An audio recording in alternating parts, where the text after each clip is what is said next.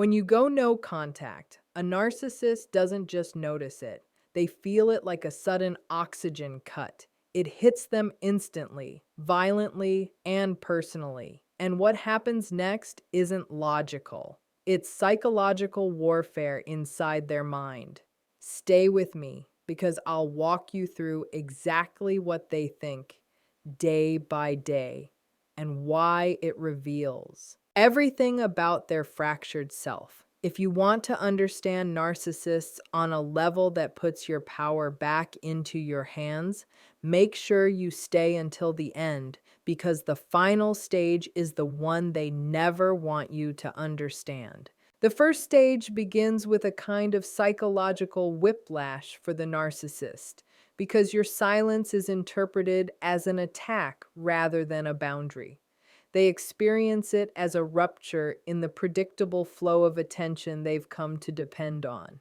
Even if they acted bored, detached, or indifferent toward you, they always expected that you would remain accessible, responsive, and emotionally available. So when you suddenly go no contact, it strikes them at the core of their entitlement.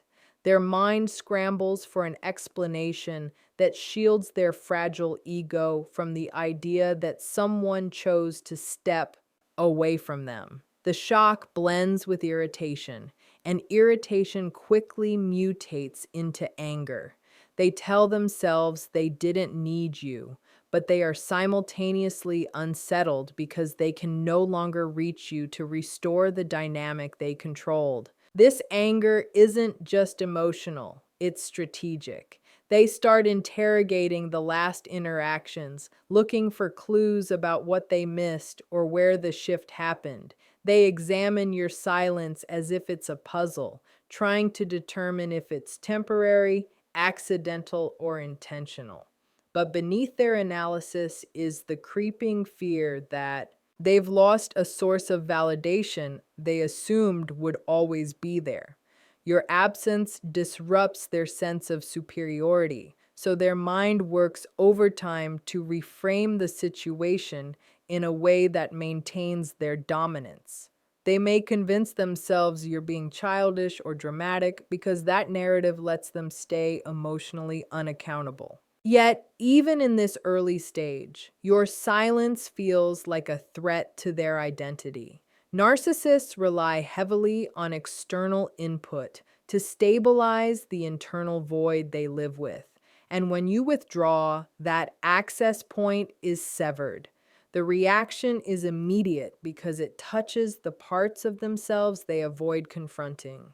Without the power to provoke, charm, manipulate, or guilt you, they feel a loss of influence they aren't equipped to manage. They won't acknowledge this vulnerability, so the initial shock is wrapped in arrogance, but it doesn't change the reality underneath. You pulled a lever they can't unpull, and even in their denial, they can feel the shift. The second stage begins when the narcissist realizes your silence isn't a momentary glitch, but a pattern, and their mind shifts into a frantic search for control. They don't look inward to understand what led to your withdrawal. Instead, they scan everything outside themselves to locate the error in the system.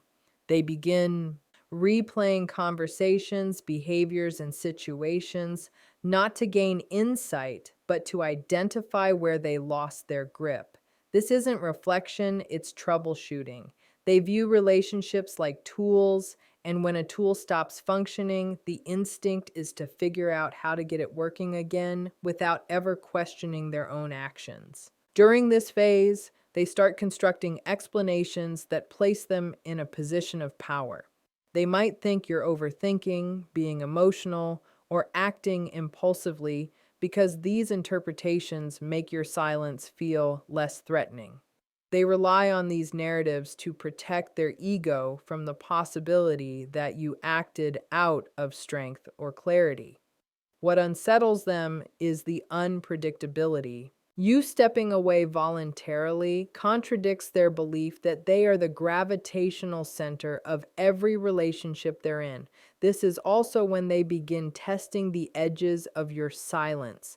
They might check your social media, ask mutual contacts about you, or subtly monitor your activity. They are looking for any sign that you still feel their presence because that would confirm they haven't lost control. Even if they don't reach out directly, they start strategizing how they might draw you back in if they need to. It becomes a mental chess game where they try to anticipate your next move, all while pretending to themselves that they don't care. Inside their mind, a quiet panic grows. The withdrawal of attention feels like an attack on their status, and they start imagining scenarios where you've shifted your loyalty, energy, or emotions elsewhere. They can't tolerate the idea of being deprioritized, so they create stories where you're temporarily confused or emotionally reacting, because that keeps them buffered from the truth. They search for their lost control not because they want connection, but because losing influence feels like losing identity. In this stage, your silence becomes the one thing they can't manipulate, and that is the first real crack in the illusion they built around themselves. The third stage begins when the narcissist realizes that your silence is not only consistent, but emotionally detached, and this threatens them in a deeper way. To protect themselves from that threat, they start crafting narratives that make your separation feel smaller, less meaningful, and less intentional than it actually is. These narratives are not built on truth, they're built on self-preservation. A narcissist cannot allow themselves to believe that you left because of their behavior, their neglect, or their cruelty. That would require accountability, and accountability would crack the fragile shell they use to protect their ego. So instead, they begin rewriting the story in a way that keeps them blameless and superior. They create these stories in their mind almost like emotional shields. They may think you're being overly sensitive, that you misunderstood them, or that you're acting impulsively. They might tell themselves you're just trying to get attention or that you want them to chase you. These narratives help them maintain the illusion that they are the one in control, even though the reality is that they feel destabilized by your absence. The story they create becomes their emotional armor, because acknowledging that you left with clarity and purpose would strike at the core of their inflated identity. This stage also marks the beginning of emotional minimization. They downplay what you meant to them, not because you were insignificant, but because admitting your importance would highlight the loss they now feel. They make you smaller in their mind to make the pain and insecurity feel smaller too. It's a psychological trick they use on themselves to avoid discomfort. They might even convince themselves that you're going to return once you calm down, because believing that keeps them safe from the idea that someone walked away without needing their permission. Meanwhile, underneath these rationalizations, there is a growing discomfort they won't name, a quiet awareness that your withdrawal has meaning, that the story they're telling themselves doesn't fully fit. But instead of confronting that possibility, they layer on more justifications and more ego-protecting explanations. Your silence becomes something they have to explain away, and the narrative becomes the place where they hide from the truth they're not ready to face. The fourth stage begins when the narcissist realizes they no longer have access to your reactions, and this triggers an obsessive kind of monitoring in their mind.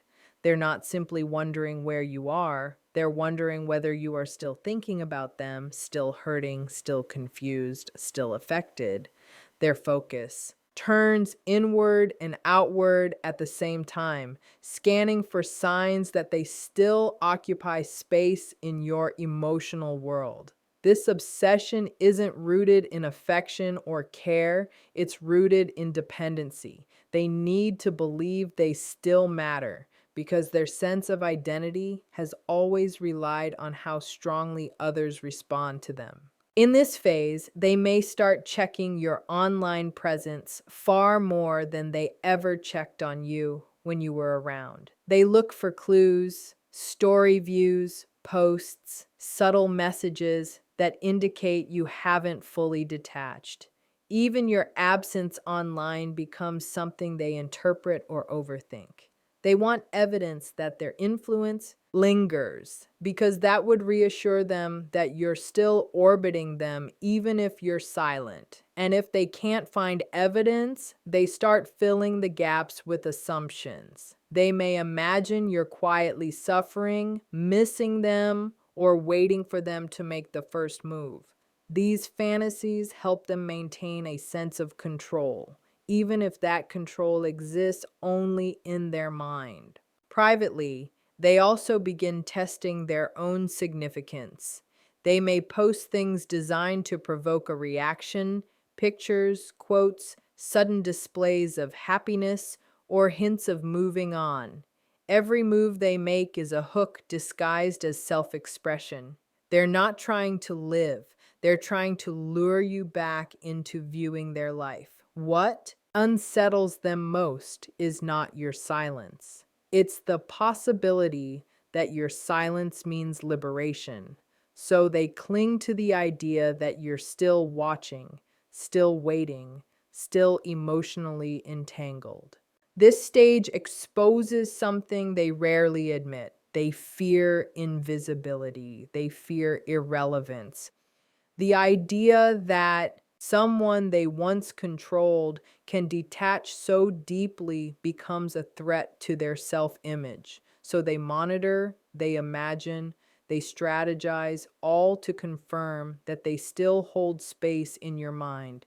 But the more time passes without proof, the more the internal tension grows. Their obsession becomes a reflection of the power they hoped they still had, and the uncomfortable realization that they might be losing it.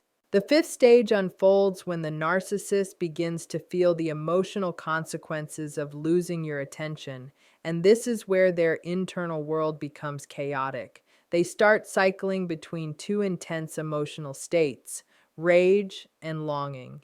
These swings aren't about love or grief in any healthy sense. They are about withdrawal. You were a source of emotional supply, validation, admiration, reaction, presence, and now that supply is gone. So their mind ricochets between anger at losing control and a desperate craving to feel relevant again. This back and forth creates a kind of emotional turbulence that they try to hide from everyone, including themselves. In one moment, they might feel enraged and think they never needed you, convincing themselves they're better off without you and that you were the problem. This burst of anger gives them temporary relief because it allows them to feel powerful. But that feeling doesn't last. As soon as the anger cools, the emptiness resurfaces, and the longing takes over. Not longing for you as a person, but longing for what you provided. They miss the attention, the emotional access, the predictable responses they could pull from you with a single message or gesture. They miss the comfort of knowing someone was emotionally tied to them in a way that stabilized their ego. This longing, however, comes with humiliation, because craving the attention of someone who walked away contradicts their sense of superiority. So they swing back to anger. Anger at you for leaving, anger at themselves for caring, anger at the situation for slipping out of their control.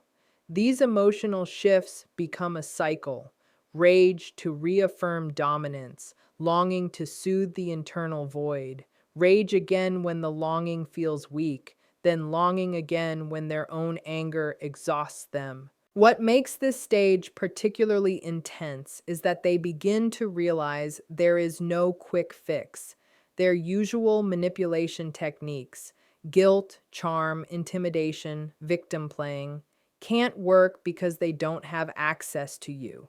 This inability to influence you amplifies the emotional swings. They feel powerless, and powerlessness is intolerable for them. So they keep cycling internally, hoping the emotional storm will stabilize, hoping something external will shift, hoping you will eventually break the silence and rescue them from the discomfort they don't know how to manage. The sixth stage begins when the narcissist realizes your silence is lasting longer than they expected, and this triggers a shift from emotional reaction to strategic self protection. This is where they slip into image management mode, a performance designed to convince the world and themselves that they are unaffected, thriving, and completely unbothered. Their inner turmoil doesn't disappear, but they bury it beneath a crafted persona meant to hide the vulnerability they refuse to acknowledge. This stage is less about you and more about maintaining the illusion of superiority they depend on. They cannot let anyone, especially you, see that your absence disrupted their sense of control. So they begin curating a version of themselves that appears confident and in command. They might post pictures that look joyful or glamorous, share quotes about strength, or exaggerate how busy and fulfilled they are.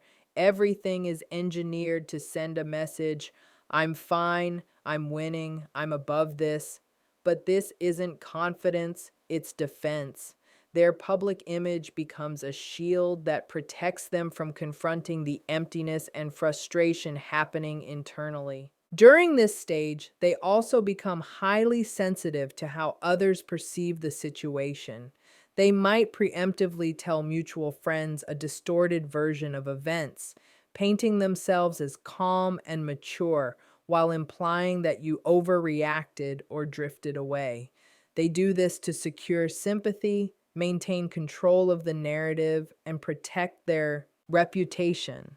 The idea that someone might interpret your silence as a sign of their shortcomings feels intolerable. So they get ahead of it by shaping the story in their favor. Internally, though, the dissonance grows. They are performing stability, but they're not feeling it. They may obsess over whether you've seen their posts or heard about their supposed success because your reaction still matters deeply to them. Their ego needs validation that they still have influence, even if indirect. The more effort they put into appearing indifferent, the more it reveals the truth. They're not indifferent at all.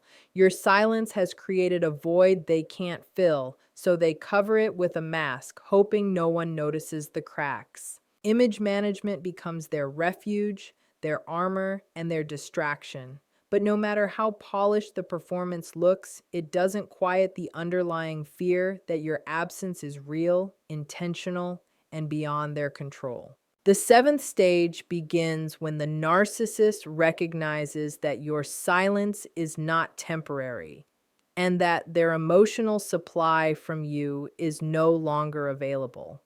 This is where their mind shifts into replacement mode, a survival instinct that kicks in when their original source of validation stops functioning. They don't process loss the way a healthy person does. Instead of reflecting or grieving, they move into a kind of emotional triage. They look around for who can fill the gap quickly, who is accessible, who is willing, and who can offer them the same attention, admiration, or emotional energy that you once provided. This isn't about connection, it's about convenience. They're not seeking a person, they're seeking a function. So they begin scanning their environment: old flings, emotionally available friends, co-workers who admire them, social media acquaintances who respond eagerly, or even people they had dismissed in the past. Everyone becomes a potential source of supply, evaluated not for compatibility but for usefulness. They may suddenly reach out to someone they previously ignored or act unusually charming toward people they overlooked. Their behavior can appear impulsive because they're not following emotion, they're following need. They require validation to stabilize their identity, and without you, they feel internally exposed. During this stage, they often rewrite the role you played in their life. To justify replacing you, they convince themselves that you weren't that valuable, that you were too difficult, that the connection wasn't meaningful, or that the new supply is better. These mental distortions help them bypass accountability and avoid confronting the discomfort your absence triggered. It's easier for them to find a substitute than to face their own emotional emptiness. But the replacement process isn't as smooth as they try to pretend. Even as they search for someone new, they are haunted by the fact that you stepped away without being pushed or manipulated. The new supply won't feel as satisfying because it doesn't erase the reminder that someone rejected the narrative they tried to maintain. This internal conflict can make them more demanding, more controlling, or more performative with new people, trying to recreate the emotional dynamic they once had with you. The seventh stage is essentially a distraction strategy. They chase new attention not because they've moved on, but because they're running from the truth your silence exposed. They don't replace you to forget you. They replace you so they don't have to face themselves. The eighth stage is the one the narcissist fears the most because it forces them into contact with the one truth they spend their entire life avoiding. They are not indispensable. At this point, your silence has lasted long enough that even their denial, their stories, their image management, and their new supply can't fully protect them from reality. They begin confronting the fear that they are becoming irrelevant to you. This realization doesn't arrive suddenly, it creeps up on them in quiet moments. When the distractions fade, when the replacement supply doesn't give the same high, when their attempts to appear unaffected start feeling hollow. They begin sensing that they no longer occupy your emotional world, and that recognition destabilizes them at a deep psychological level. They start questioning whether you have healed, grown stronger, or moved on. The thought that you may have emotionally detached hits them harder than the silence itself. A narcissist's identity is built on the belief that people revolve around them, need them, and cannot fully escape them. When evidence begins pointing to the opposite, they experience a kind of ego erosion.